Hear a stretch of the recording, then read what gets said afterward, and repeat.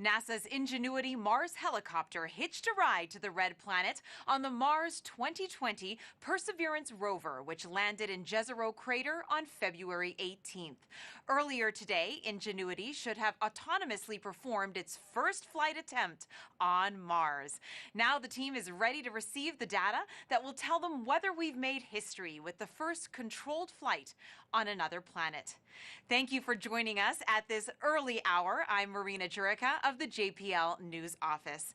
Ingenuity is a technology demonstration, which means it is a proof of concept experiment. After years of development on Earth, the team has 1 month to test the technology on Mars. Tonight, we'll talk to a few team members and then keep our eyes on the room where the helicopter operations team will be receiving and studying their data.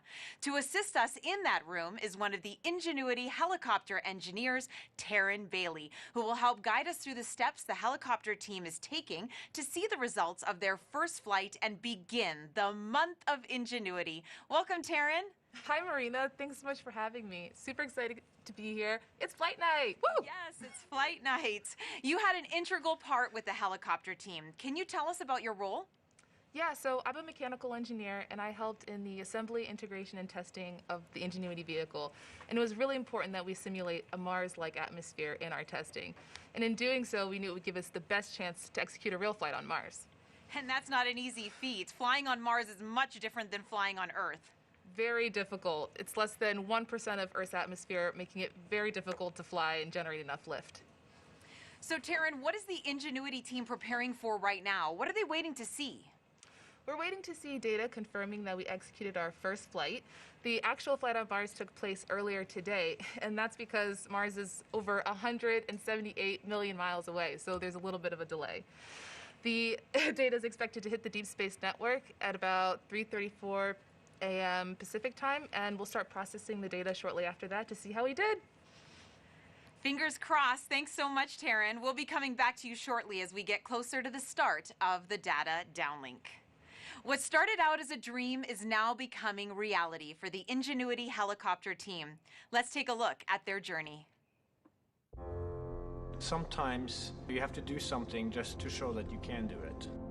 When the Wright brothers flew for the first time, they flew an experimental aircraft. And in the same way, the Mars helicopter is designed to show that we can fly powered helicopter flight in the Martian atmosphere.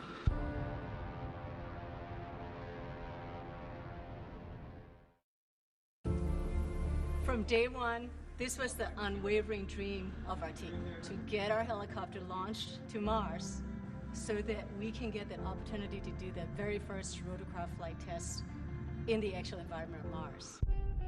It's extremely difficult to fly at Mars because the atmosphere is so thin. Compared to Earth, at Mars it's less than 1%. So the first and foremost challenge is to make a vehicle that's light enough to be lifted. And then the second is to generate lift. The rotor system is to spin very fast. 2,000, 2,200, 2,400, 2,600. We're spinning between 2,000 and 3,000 revolutions per minute, and it takes a lot of energy. So it's that balance of a very light system, yet having enough energy that's needed to spin the rotor so fast to lift, and on top of it, having to design in the autonomy. It has to be fully autonomous from the time it takes off to the time it lands. What we do on the ground is we plan the flights, and so we determine from here where we want the helicopter to go. Our experiment window is 30 Martian days. So we have planned up to 5 flights of incremental difficulty. The very first flight, the main thing is we want to get the legs off the ground, and so we will basically go up about 3 meters, and we'll hover there, and then we'll come down again, and that will be the first, really major milestone. Most of our flights will be at the 3 to 5 meter height. We will be going horizontally again at a few meters per second, probably go out, 50, 70 meters and come back. In successive flights, we'll probably push that further, try to go further. So our priority will be to get back engineering telemetry and not so much images, but I'm sure we'll return a few, because they'll always look cool. At this point, we've tested all we can on Earth. We have mathematical models that shows how it will fly at Mars, and we've tested it in the simulated environment that we can create on Earth. it really is time now to do the real flight tests at Mars. Nothing is a given, but we have done everything we can in terms of a test program here on Earth. The vehicle's performing extremely well so far. It's been doing exactly the right thing, even right now when it's bolted onto the Perseverance rover. So there's a very good chance that we'll pull it off, yes. But it's still high risk, and none of us forget that you could have a glitch that, could mean end of mission, yes. It's going to be exciting, reacting to any surprises we have. We can't wait. What's really most important is everything we're learning here is for the future rotorcraft systems that we want to introduce into space exploration.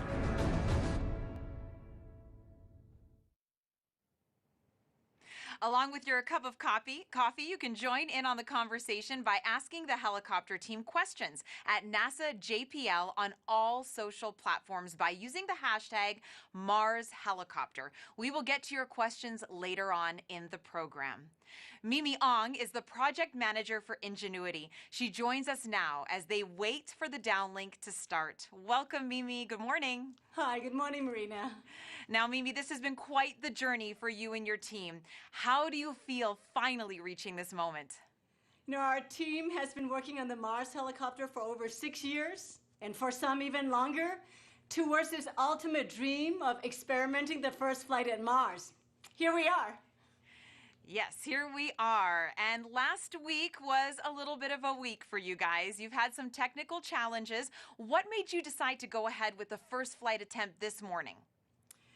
April 9th was a surprise. We were 2 days away from first flight and just onto our very last checkout, high-speed spin of the rotor system.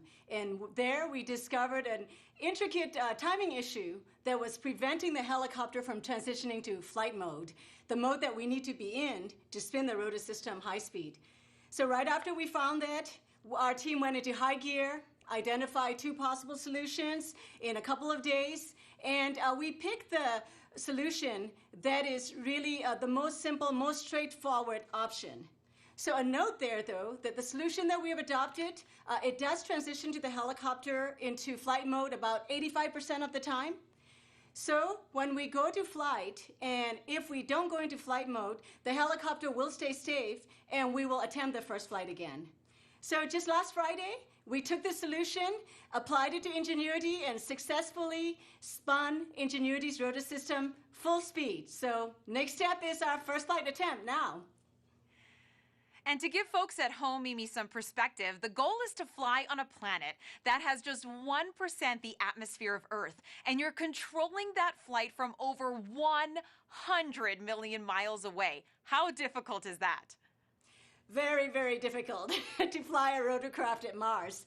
A rotorcraft pushes the atmosphere to generate lift. And when there is that little atmosphere, the rotor system has to spin really fast. In fact, we'll be spinning over 2,500 revolutions per minute for this flight today.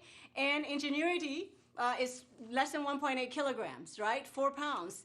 And in that 4 pounds, Ingenuity has to be able to fly in that very thin atmosphere and be able to survive and operate autonomously at Mars.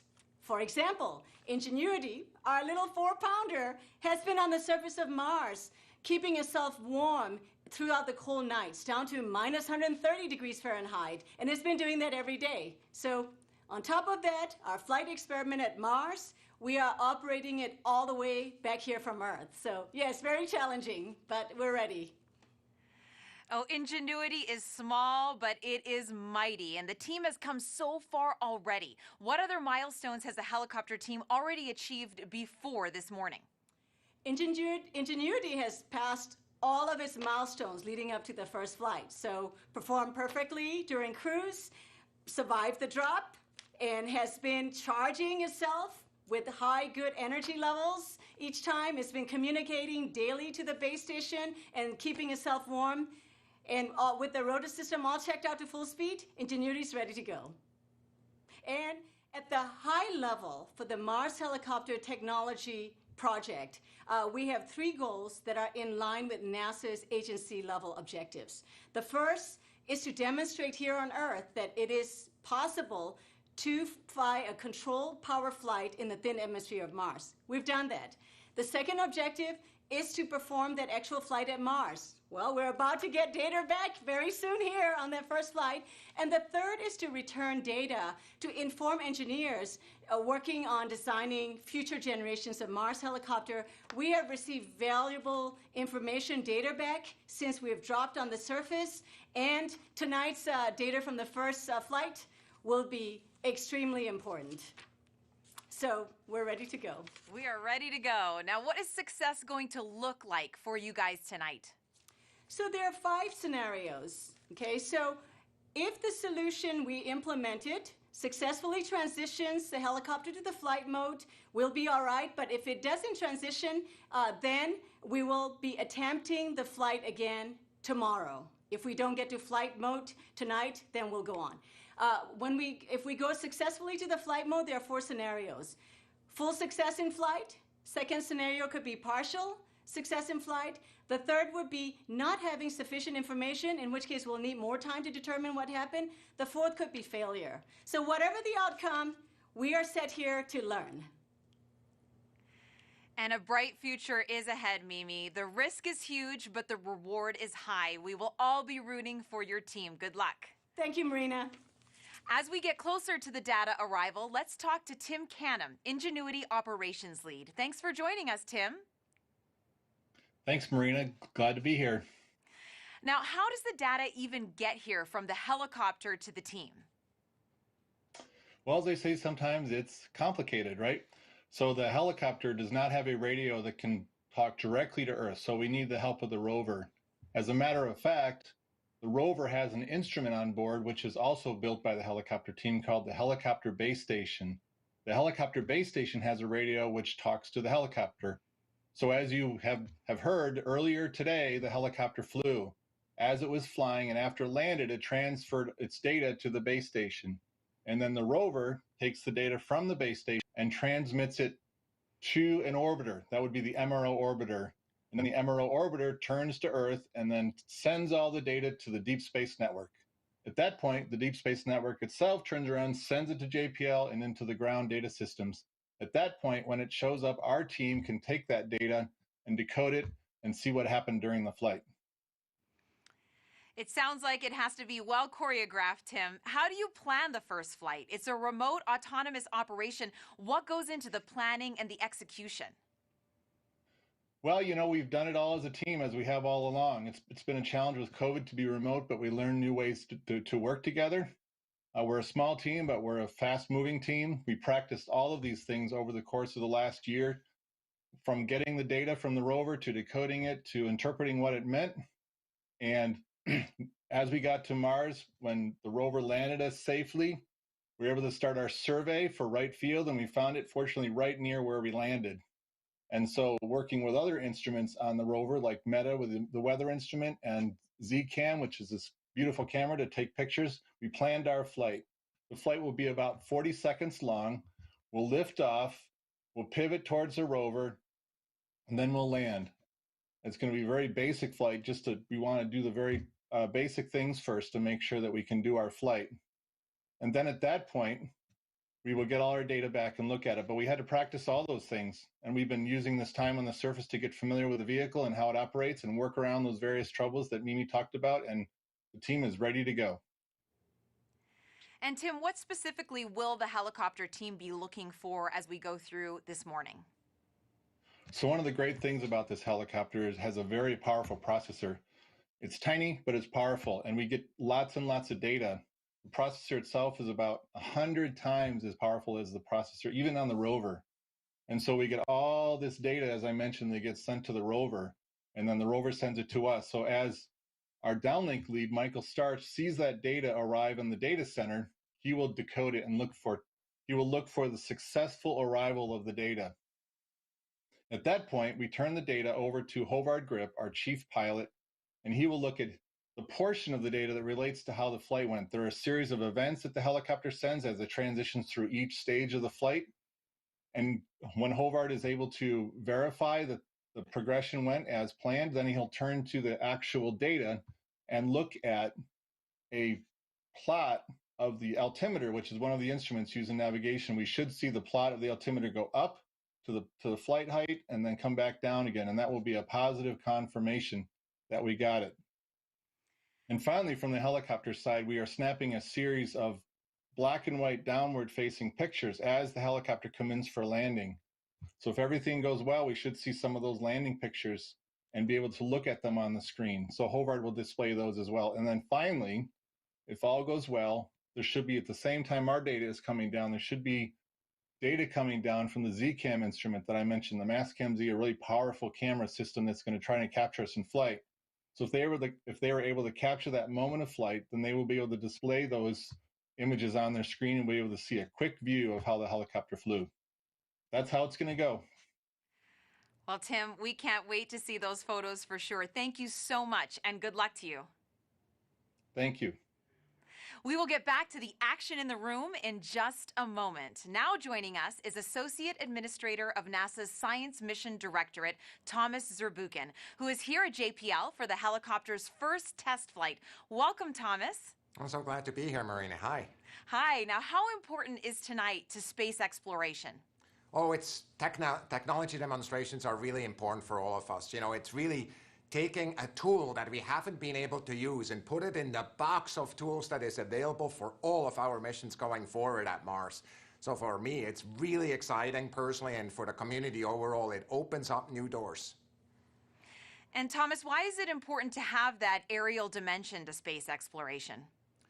There's many applications that require that. Imagine, for example, going into areas of, and exploring them that we cannot use a rover for. There's some of these crater walls that are so exciting. Scientists have been writing papers about it. It's also important to have the aerial dimension in the context of human exploration of Mars, of which we're dreaming even now. And that aerial dimension, being kind of able to scout ahead, is just absolutely critical. Well, thank you so much for joining us, Dr. Z. Hey, thanks. Let's check back in now with Taryn Bailey to see how things are shaping up with the team's next steps. Hey, Taryn.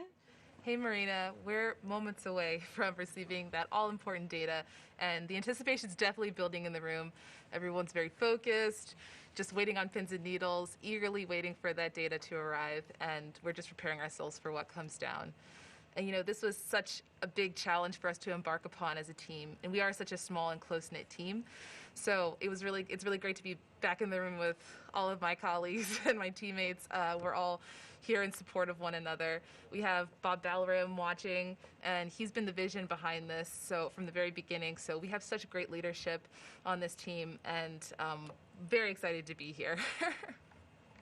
And we're going to be hearing from a lot of people, Taryn. So can you let us know who we're going to be hearing from as we progress through the morning?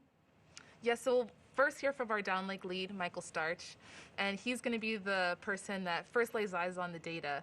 And when he receives it, he'll unpack it, he'll run through a data receival procedure, make his call-outs, and then he'll hand it over to our guidance, navigation, and control lead, also our chief pilot, Havard Grip.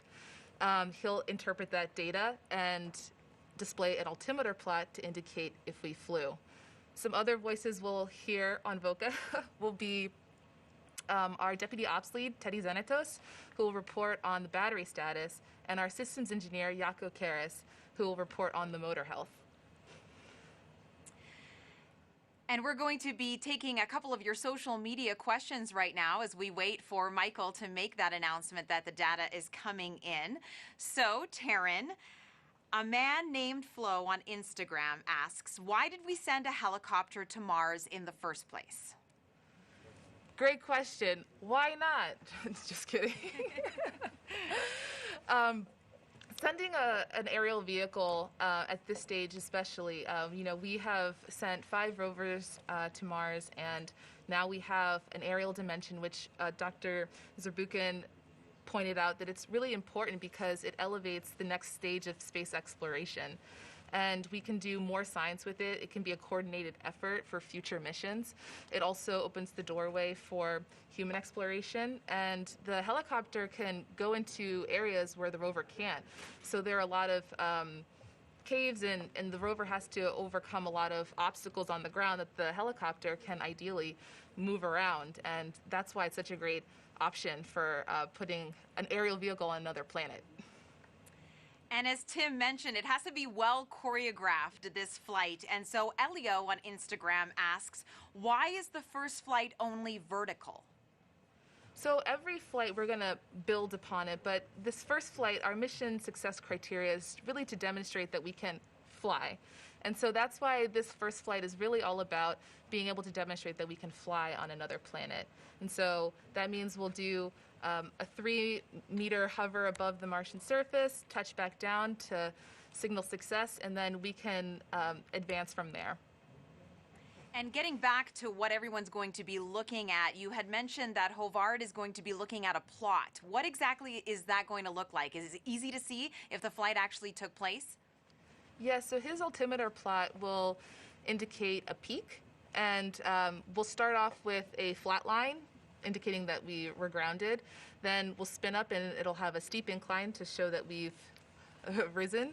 And then at the top we'll have a dwell where we're hovering, and then another steep decline in the graph to show that we've touched down. So it should be pretty cut and dry to see that we have successfully flew. And this morning, of course, as you mentioned, the helicopter flew a few hours ago, and we're waiting to see if it did happen. But you did a whole lot of testing here on Earth before you sent Ingenuity up there. Tell me what it was like to test the helicopter and simulate that Mars environment.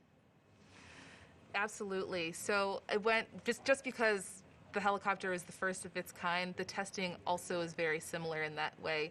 We had to simulate a Mars-like atmosphere by using very large thermal vacuum chambers to allow us to control the temperature and pressure so we can simulate a Mars-like atmospheric density. Then we also created a gravity offload system that compensates for the difference in gravity between Earth and Mars. In addition to that, we validated a lot of our requirements with engineering models. So these are developmental models that we made, and they went through extensive environmental and aerodynamic testing. And so they were the precursors to our flight vehicle, which is, of course, currently on Mars. And as Mimi mentioned before, it had to be super light and super fast. Why is that? Flying on Mars is very difficult. You guys have heard it before. It's less than 1% of Earth's atmosphere, and that means that we have to have something really lightweight for us to overcome that mass to generate enough lift. And, you know, kudos and thank you very much to our friends over at Air Environment who designed and built this custom rotor system that is super lightweight. Each blade is less than 2 ounces made of composite material for that very reason. And it spans the distance. The wingspan of this helicopter is 4 feet tip to tip. So that's 1.2 meters. That's super large for something that's essentially carrying the size of a tissue box, just to give you a frame of reference. And in addition to that, generating enough lift involves having high RPM. So we're flying on an average of 2,500 RPM. 2,500 RPM. I just want everyone to sit with that for a minute, because here on Earth, helicopters go 400 to 500 RPM. So that is so much faster, Taryn. It's incredibly fast, incredibly fast. Every detail on this vehicle is made and designed for it to be the most efficient. You're beginning to see data products.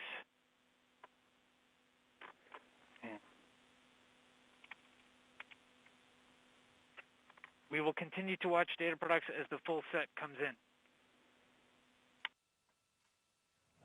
All right, Taryn. Well, we just heard from Michael that they are taking a look at the data just starting to flow into the Deep Space Network antenna on Earth. What happens now that the rover has started sending that data? Yes, so for those of you at home, the Deep Space Network is our giant communications network. This is downlink. Early indications, data products look nominal. Excellent. We'll continue to wait for the full data set to arrive.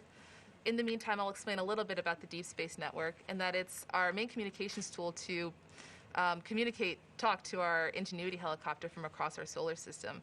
So our downlink lead just announced that data products have just started to arrive and that they look nominal, which is a good indication. While we wait for the full data set to arrive, we'll we'll wait. I guess that's what we'll do. We'll wait in the meantime. And we'll answer another social media question along those lines. Jose on YouTube asks, how long does it take for the video signal from the helicopter to reach Earth? Sorry, can you repeat the question? Yes. How long does it take for the video signal from the helicopter to reach Earth? Yeah, so that goes into having that very long distance between Earth and us. So Tim touched on this a little earlier, and that's why we have this delay. So the helicopter flew earlier, and similarly, whenever we send data, it's the same process where there's going to be a delay of when we run the data and then when it hits Earth. So it's about 4 hours from when something is executed to when we receive it. For larger files, though, sometimes that can take longer. So it all depends. But today we'll be receiving still images of the helicopter. And I know we are eagerly anticipating those images. And we talked a little bit about this before, Taryn. We have been just floored by all the great images coming in from Perseverance, but Ingenuity has cameras as well. Absolutely. The helicopter is equipped with 2 cameras. One is our onboard navigation camera, and that's the image that we'll receive tonight. And that's going to be a black and white image that's pointed straight down at the Martian surface and will hopefully be showing us hovering above it. Our second camera is our return to Earth camera, and that's our higher resolution camera that is a color photo and shows more of the Martian horizon snapshot, the beauty shot, if you will. And then and that image will be utilized for future flight missions. And we have another great social media question here from Hing on Facebook asking, what is the biggest question this first flight will answer about aerodynamics on Mars? Well, the biggest question that we had to answer when embarking on this was, can we lift? Can we generate enough lift and fly in a Martian atmosphere? And I think this first flight will indicate that for sure, and will answer that question. And whatever we receive back will definitely give us more information moving forward, regardless of this first flight or potential other outcomes. And we've got another question on social. Wakia on Twitter asks, happy flight day. Why are the blades shaped the way they are? That's a really great question. So in order to generate enough lift, each blade, I mentioned that these were custom designed, and what we call them are airfoils. And they're developed in a way so that it generates enough lift for us to fly and have enough thrust underneath of our helicopter vehicle. So they have that funky shape because of the aerodynamic elements that help it generate enough lift. And once again, reminding everybody that you guys are controlling this from over 100 million miles away here on Earth. I always try to wrap my head around that. Absolutely. It is so far away, and it's miraculous to even think that this is something that's technically already been executed earlier today. We're just kind of standing by and waiting for that data to arrive to indicate, success. Well, we are going to have minimal commentary during this time as we're going to let you enjoy this experience with the team as they go through all the data to see how Ingenuity did. So let's head to the helicopter control room.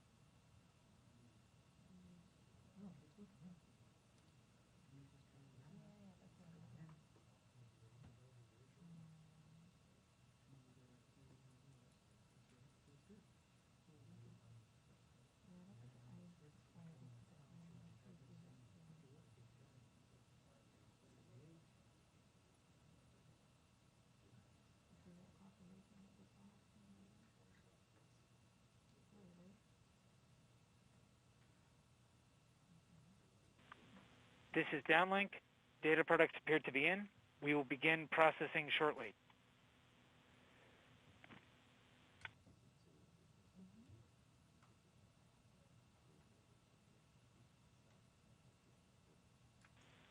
This is downlink. We are beginning to fetch data from Mars 2020.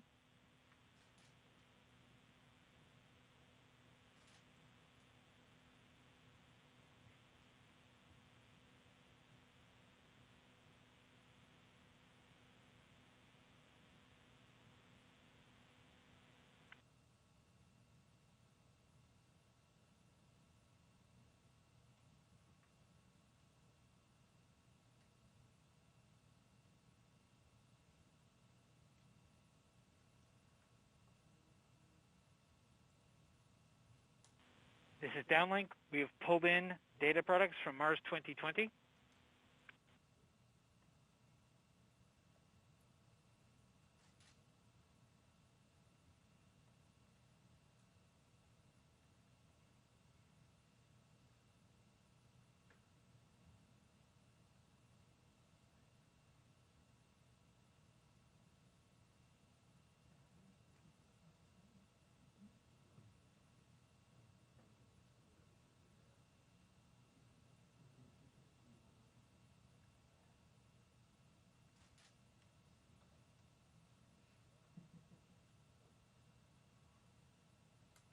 This is downlink, confirming we received Mars 2020 telemetry, confirming that we received Mars 2020 events, confirming that we received helicopter data products, confirming that we have data products, confirming that we unpacked image and 1 Hertz data.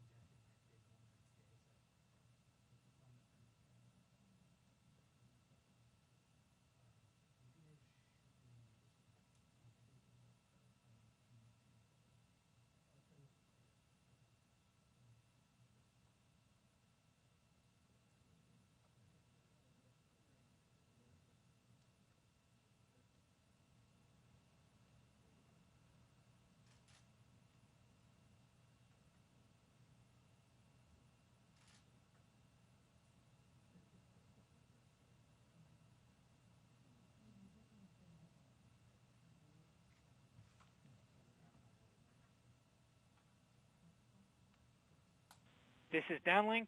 We have successfully ingested 1 Hertz data.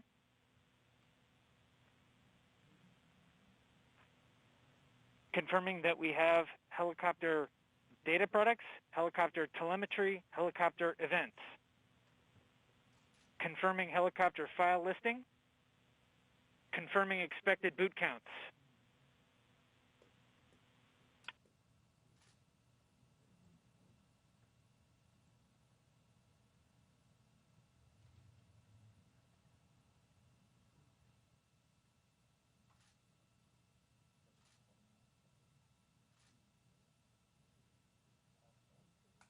This is downlink, confirming battery data has been received. Battery data looks healthy.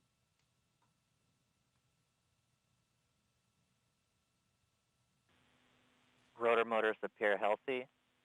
Swash plate servos appear healthy. Overall actuators appear healthy.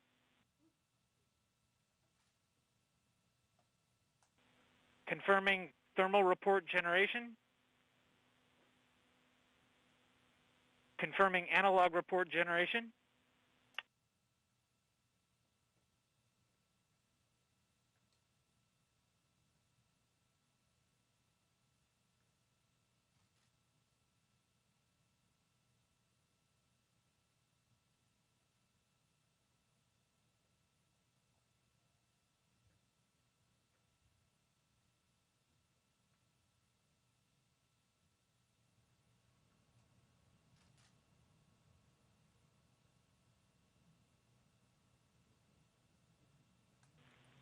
Confirming telecom report generation.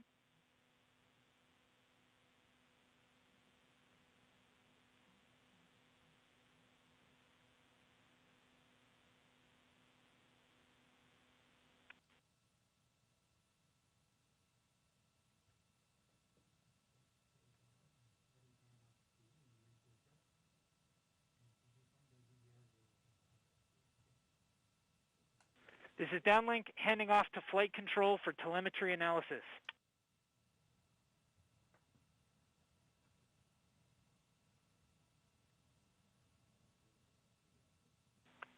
This is flight control, confirming that we have EVRs from Ingenuity. Ingenuity is reporting having performed spin-up, takeoff, climb, hover, descent, landing, touchdown, and spin down.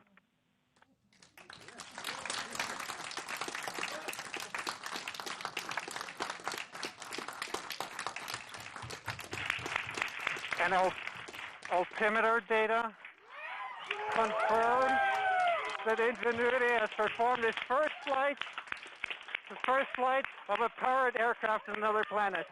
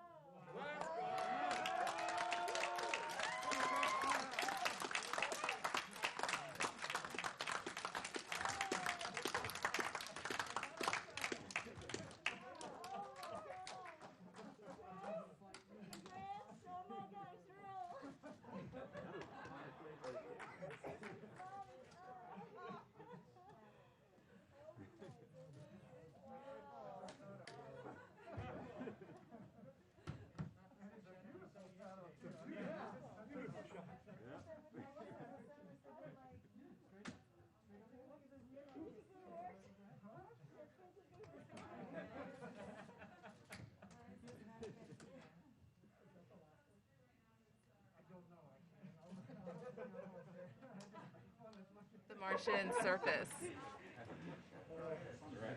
Taryn, go ahead and repeat that. So the image we're looking at on the screen is the image from our onboard navigation camera showing us hovering above the surface of Mars. How incredible! And that's its shadow, right, Taryn? Yes, that's its shadow. So the onboard navigation camera points straight down, so we're seeing its shadow right now. I can just hear Mimi in the background. This is real. This is real. It's so amazing. Yeah, everyone's really feeling it now. So we're gonna wait for the Perseverance rover image of us.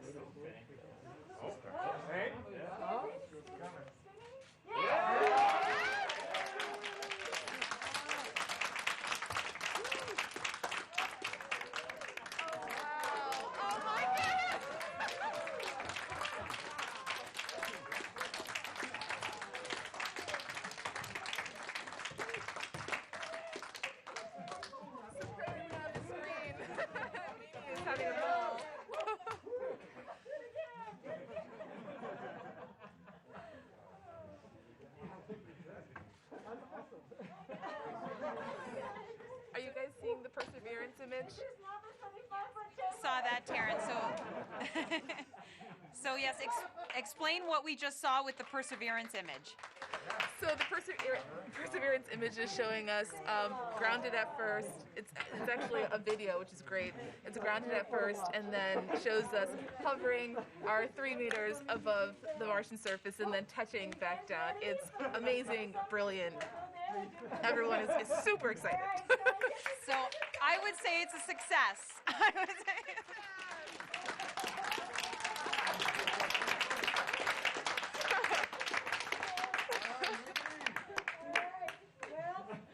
I got to tear up the contingency speech, which I never practiced, but I was going to read. But lucky for you, I have a much shorter speech for success. So we can now say that human beings have flown a rotorcraft on another planet.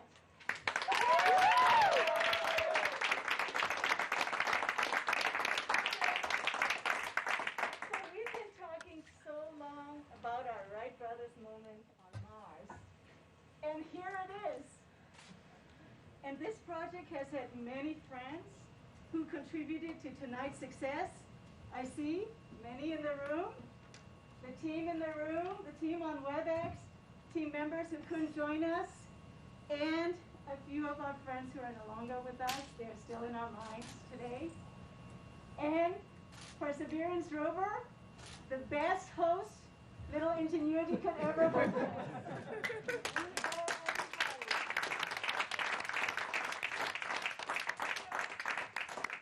You know, history doesn't, we don't know from history what Orville and Wilbur did after their first successful flight, the Wright brothers, but I imagine the two brothers hugged each other.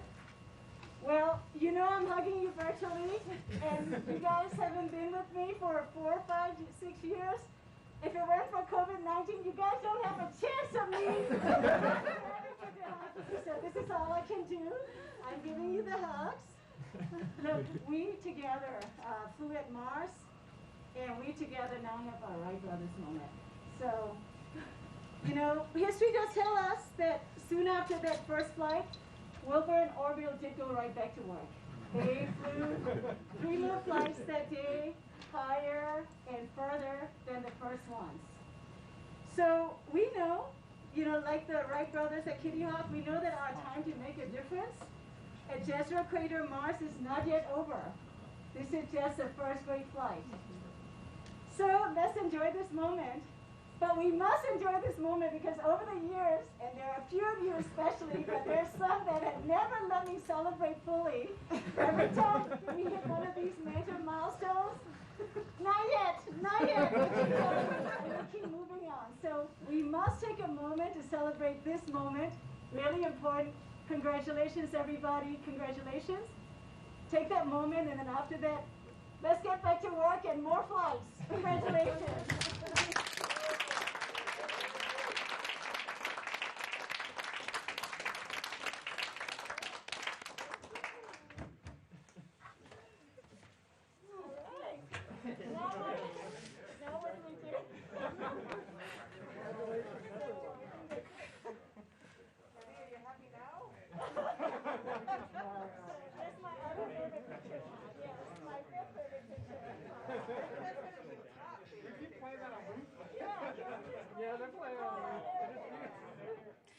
Congratulations to the Ingenuity helicopter team on making history this morning. To get the latest updates on Ingenuity, follow on @NASAJPL on Facebook and Twitter.